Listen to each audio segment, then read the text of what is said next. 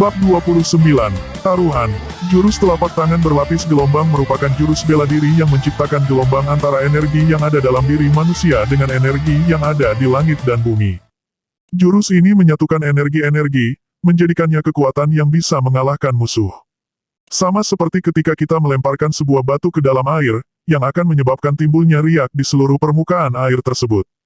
Kelihatannya jurus ini mudah, tetapi sebenarnya sangat sulit untuk dikuasai. Energi murni langit dan bumi itu keberadaannya masih samar-samar dan sangat halus. Ketika ingin menciptakan gelombang, seseorang yang mempelajarinya harus memiliki pemahaman yang mendalam terhadap kedua energi tersebut. Bagi para ahli bela diri, mengolah energi murni dilakukan mengikuti insting masing-masing. Mereka hanya perlu mengumpulkan energi murni yang sesuai dengan keterampilan bela diri yang mereka kuasai. Hal ini dilakukan secara alami tanpa mereka perlu pahami cara melakukannya. Meskipun setiap petarung bela diri sering mengolah energi murni, kemungkinan besar tidak ada yang bisa menjelaskan apa sebenarnya energi murni itu. Saat kekuatan kanuragan meningkat, petarung bela diri akan mendapatkan pemahaman yang lebih mendalam mengenai arti sebenarnya dari energi murni. Orang yang ingin mempelajari jurus telapak tangan berlapis gelombang dan tidak tahu apa itu energi murni, biasanya akan terus-menerus berlatih supaya secara bertahap mampu menangkap gelombang energi tersebut. Itulah mengapa jurus telapak tangan berlapis gelombang ini begitu sulit untuk dipelajari. Ye Yuan memiliki penguasaan ilmu kanuragan yang sudah sangat tinggi di kehidupan sebelumnya sebagai King Yunxi. Selain itu, wawasannya dalam ilmu pengobatan Dao juga sangat dalam. Hal ini membuat Ye Yuan merasa jauh lebih mudah untuk mempelajari jurus telapak tangan berlapis gelombang. Ye Yuan perlahan-lahan mengangkat telapak tangan kanannya. Terlihat cahaya kuning tembaga samar-samar mulai berkumpul di telapak tangan kanan Ye Yuan, seperti membentuk pusaran angin kecil. Ye Yuan melepaskan serangan dengan telapak tangan kanannya, terlihat cahaya kuning samar menyebar seperti riak di permukaan air. Peng! Ada lubang di dinding terbentuk lebih dalam dari sebelumnya. Jurus telapak tangan berlapis gelombang. Ye Yuan berhasil menggunakan jurus itu pada usaha kedua kalinya. Aku sudah bisa merasakannya. Tapi rasanya masih tidak stabil. Dan juga, waktu untuk melakukannya terlalu lama. Sepertinya aku masih perlu untuk berlatih lebih, Ye Yuan berkata pada dirinya sendiri. Dalam sekejap, 3 hari telah berlalu. Pagi itu, arena pertarungan sudah dipenuhi oleh kerumunan murid dari perguruan Danwu. Saking penuhnya, bahkan mungkin air pun tidak bisa melewatinya. Setelah 3 hari pertarungan maut ini menjadi kabar berita yang cukup panas di perguruan. Hampir semua orang tahu tentang Ye Yuan dan Fei Qingping akan bertarung mati-matian. Di dunia ini, sebuah pertunjukan yang bagus tidak akan pernah kekurangan penonton. Peraturan, semacam ini berlaku di mana saja, tak terkecuali di perguruan Danwu. Walaupun orang-orang yang bertarung di pertarungan maut ini hanyalah 2 petarung tingkat bawah, tetap saja ini adalah pertarungan hidup dan mati. Itu artinya salah satu dari mereka akan kehilangan nyawa. Tentu saja hal ini tidak bisa dilewatkan begitu saja. Lagi pula, sudah lebih dari 2 tahun tidak ada pertarungan maut di perguruan Danwu. Pertarungan belum dimulai, namun orang-orang mulai berkelompok-kelompok dengan 3-5 orang. Mereka sudah membicarakan siapa yang akan jadi pemenang atau yang kalah. Menurutmu, siapa yang akan memenangkan pertarungan ini? Seorang murid bertanya. Temannya melihatnya dengan pandangan seolah-olah yang bertanya adalah orang bodoh. Apa kamu sudah gila? Hasilnya sudah kelihatan. Murid tingkat ketiga energi murni Qi melawan murid tingkat keempat. Pasti yang terakhir yang menang. Apa kamu pikir Ye Yuan itu kakak senior Long Tang? Hehe, siapa tahu. Mungkin saja Ye Yuan memiliki sesuatu yang mengejutkan. Apa kamu tahu bahwa ia sudah menghabiskan beberapa hari ini untuk berlatih meningkatkan kemampuan kanuragannya di ruangan tertutup? Mungkin ketika ia muncul, dia akan berada di tingkat keempat energi murni Qi.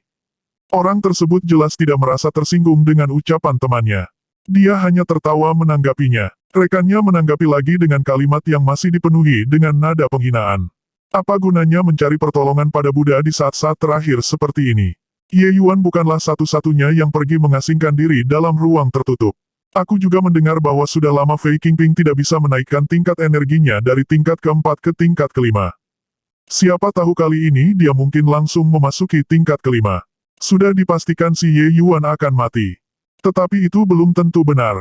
Aku juga mendengar bahwa Ye Yuan berhasil mempelajari jurus penghilang tubuh, bahkan sudah sampai di tingkat tinggi. Ini berarti dia berada di posisi yang tidak terkalahkan. Petik 2. Jurus penghilang tubuh. Apa gunanya? Jurus tidak berguna. Kekuatan dari jurus itu berada di tingkat rendah. Jangan bilang dia akan menggunakan jurus itu dalam pertarungan ini. Kita lihat saja, ketika energinya terkuras untuk menggunakan jurus tersebut, dia akan mudah dikalahkan. Jurus penghilang tubuh memang menakjubkan, tapi bukan berarti jurus ini tidak bisa dikalahkan. Aku kira Ye Yuan berada di pengasingan ruang tertutup selama 3 hari untuk memperbaiki kelemahannya. Sulit untuk meningkatkan energi murni Ki dalam waktu singkat, jadi mungkin dia berlatih beberapa jurus bela diri yang menakjubkan tentunya. Aku dengar beberapa hari yang lalu, Ye Yuan pergi ke perpustakaan kitab suci. Petik 2. Dia melanjutkan berbicara. Oh iya, bukankah waktu itu murid senior Zhao yang bertugas? Kakak Zhao, jurus bela diri apa yang akhirnya Ye Yuan pilih untuk menghadapi pertarungan? Zhao Chunyang yang sedari tadi mendengarkan pembicaraan mereka berdua, merasa terkejut karena dia tiba-tiba dilibatkan dalam pembicaraan mereka. Setelah mendengar pertanyaan mereka, dia langsung menjawab, dia memilih jurus telapak tangan berlapis gelombang. Hufet, apa aku bilang? Ye Yuan itu benar-benar keterlaluan. Banyak jurus yang masih bisa dipilih, tapi kenapa dia malah memilih untuk mempelajari jurus itu? Bahkan seorang murid senior seperti Long Tang membutuhkan waktu lebih dari sebulan untuk menguasai gelombang lapis pertama dari jurus ini. Ye Yuan adalah orang yang terlalu percaya diri. Dia pikir dia lebih kuat daripada kakak Long Tang. Bahkan jika dia lebih kuat dari kakak Long Tang, berapa lama yang dia butuhkan untuk menguasai teknik dasar dari jurus ini? Setengah bulan, 10 hari, 7 hari, hahaha. Semakin banyak dia berbicara, dia merasa hal yang dibicarakannya semakin lucu. Akhirnya dia tidak bisa menahan tawa. Oh, jadi dia memilih jurus telapak tangan berlapis gelombang. Si murid satunya lagi menanggapi juga. Aku masih berharap bahwa dia bisa menciptakan sebuah keajaiban.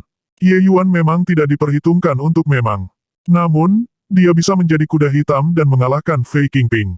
Tetapi, sepertinya aku berharap terlalu banyak. Aku rasa memang pertarungan ini tidak cukup menarik untuk ditonton. Ye Yuan akan kalah telak. Aku bilang apa? Pertarungan ini tidak patut untuk ditonton, tetapi kamu tidak percaya padaku. Ye Yuan hanyalah anak manja yang dibantu ayahnya untuk membuatnya berada di tingkat kedua energi murni Qi. Dia tidak memiliki kemampuan bertarung. Jika ini bukan pertarungan maut, aku tidak akan repot-repot datang ke sini untuk menyaksikan. Ayo kita bertaruh, berapa banyak gerakan yang akan dibuat Fei Qingping untuk mengalahkan Ye Yuan? Petik 2, itu, 20 gerakan. Temannya mengatakan dengan penuh keraguan. 20 gerakan. Kamu terlalu banyak berharap. Menurut tebakanku 5. Kakak Zhao, bagaimana menurutmu? Yang satunya lagi bertanya pada Zhao Chunyang. Aku tidak terlalu yakin. Tapi aku merasa bahwa tidak ada yang mustahil untuk Ye Yuan, Zhao Chunyang menjawab. Zhao Chunyang memang tidak terlalu yakin pada Yuan, tetapi semenjak dia bertemu Ye Yuan tempo hari, ia merasa bahwa sesuatu akan terjadi. Tapi semua tanda-tanda jelas menunjukkan bahwa kecil kemungkinan bahwa Ye Yuan akan memenangkan pertarungan ini. Zhao Chunyang tidak tahu mengapa ia sampai memiliki perasaan seperti ini.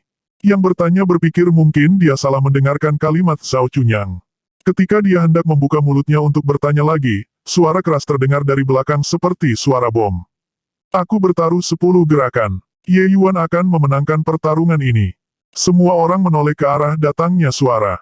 Mereka kemudian bergumam. Sebelumnya, pendapat semua orang berada di pihak Fei Qingping. Mereka berpikir bahwa kemungkinan kecil untuk Ye Yuan memenangkan pertarungan ini. Bahkan dua orang yang sudah memprediksi berapa banyak gerakan Fei Qingping untuk mengalahkan Ye Yuan sama dengan prediksi kebanyakan orang. Oleh karena itu, karena hanya suara ini yang memihak kemenangan Ye Yuan. Semua orang kemudian berhenti berdiskusi. Tang Yu, apa kamu baik-baik saja? Seorang murid yang mengenali pemilik suara bernama Tang Yu yang baru kembali ke perguruan dan Wu bersama Ye Yuan. Lu berdiri di sampingnya. Benar, itu Tang Yu. Aku juga mendengar bahwa kamu akhir-akhir ini dekat sekali dengan si bodoh Ye Yuan. Apa itu sebabnya kamu menjadi bodoh juga? Hahaha, kedatangan kembali Tang Yu bersama Ye Yuan ke perguruan dan Wu tidak bisa ditutupi lagi. Banyak orang yang mencari tahu kebenarannya beberapa hari terakhir ini. Dengan wajah yang datar tanpa emosi, Tang Yu melihat semua orang. Dia kemudian berkata, 100 pil murni Qi. Siapa yang berani bertaruh denganku? Petik 2. Kata-kata Tang Yu sekali lagi membuat setiap orang terdiam, tapi ekspresi mereka justru terlihat seperti melihat orang bodoh. Tang Yu, kamu benar-benar menjadi bodoh. Cukup omong kosongnya. Jika Ye Yuan kalah, saya akan memberikan setiap orang 100 pil murni Qi. Tetapi jika Ye Yuan menang, maka masing-masing dari kalian akan memberikanku jumlah yang sama. Jika kalian ternyata tidak berani dengan taruhan ini, maka diamlah. Suara Tang Yu terdengar penuh keyakinan. Seperti yang diharapkannya, saat dia mengatakan hal itu semua orang segera menutup mulut mereka. 100 pil bukanlah jumlah yang sedikit. Jika dihitung itu sama dengan penggunaan secara teratur dalam 3 bulan. Meskipun ada beberapa orang yang tidak keberatan dengan taruhan itu, jumlah itu cukup banyak untuk bisa membuat sebagian besar orang merasa kesakitan dalam beberapa bulan. Oke, mari kita bertaruh. Siapa takut? Ada ratusan orang di sini. Jika kamu kalah, apa kamu mampu untuk memberikan begitu banyaknya pil murni Qi? Petik 2. Pada saat itu, orang-orang yang memiliki hubungan baik dengan Wan Yuan tidak tahan lagi dengan tingkah Tang Yu. Salah satu dari mereka maju ke depan untuk berkonfrontasi dengannya. Sontak Tang Yu tertawa dengan begitu dinginnya dan mengeluarkan sebotol-botol obat. Ini adalah pil murni Qi kualitas sangat tinggi yang memiliki kualitas melampaui pil Qi murni biasa. Lihat, semua pil dalam botol ini. Semua orang menatap dengan sangat lebar seolah mata mereka melompat keluar dari tempatnya. Khasiat satu pil murni Qi kualitas sangat tinggi sama dengan 10 pil murni Qi biasa. Pil obat ini semuanya dibuat oleh Ye Yuan sendiri sebelum dia mengasingkan diri selama 3 hari yang lalu. Dia sudah menduga bahwa hal seperti ini akan terjadi, jadi dia memutuskan untuk menggunakan kesempatan ini untuk mendapatkan banyak keuntungan. Aku akan bertaruh denganmu. Petik 2. Semua orang berbalik ke arah suara. Wan Yuan berjalan dengan Liu Ruoshui dan Fei Qingping ke arah mereka.